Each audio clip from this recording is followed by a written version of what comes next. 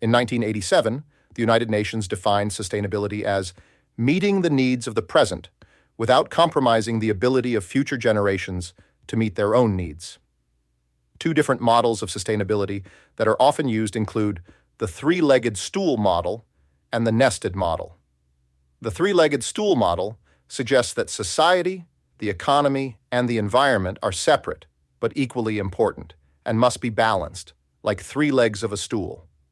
In contrast, the nested model implies that economies are inside societies and societies are within the environment. I prefer the nested model because it accurately reflects reality. Environmental systems can function without human economies or societies, but economies and societies cannot exist without functioning environmental systems. This fundamental dependency means that while economic or social systems can collapse independently, environmental collapse inevitably leads to social and economic failure.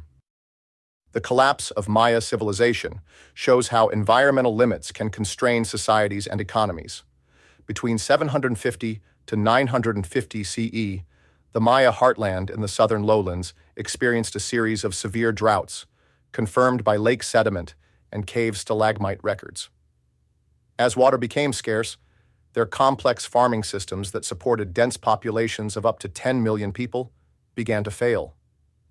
The environmental stress intensified competition for resources, leading to increased warfare between city-states as shown by archaeological evidence of defensive walls and violent imagery in late-period art.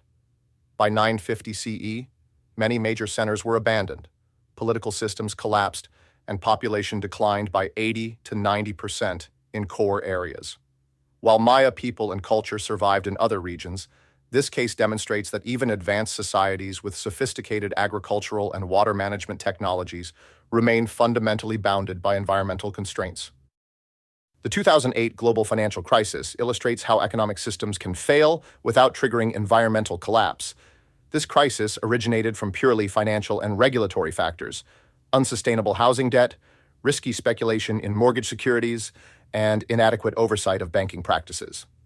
When the housing bubble burst, it triggered economic contraction that spread globally, causing widespread unemployment, foreclosures, and business failures. Yet throughout this severe economic downturn, environmental systems continued functioning normally. Air and water quality didn't deteriorate as a direct result, and natural resources remained available. The recovery that followed demonstrated economic resilience within existing environmental boundaries. This case shows how economies exist as subsystems within both society and the environment, reinforcing the nested model, where economic failures don't necessarily cascade outward to environmental collapse, but environmental failures inevitably impact economies and societies. The role of smart grids provides a real-world example where technology meets sustainability. Smart grids use digital technologies to optimize the distribution of electricity, efficiently balance energy demand, and seamlessly incorporate renewable energy sources such as solar and wind power. By actively monitoring energy use, smart grids help reduce energy waste and allow people to rely more on renewable sources rather than fossil fuels.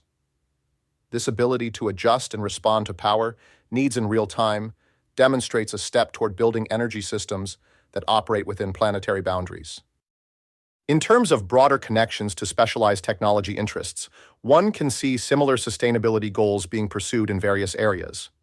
Cloud computing contributes to energy efficiency by optimizing server use and reducing the need for physical data centers.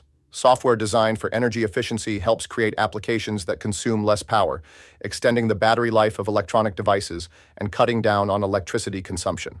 Finally, advances in machine learning can improve the efficiency of energy consumption in buildings by managing heating, cooling, and lighting systems so they operate only as needed. These technological innovations not only aid in promoting sustainability, but also reflect a shift toward building systems that prioritize long-term environmental and social well-being.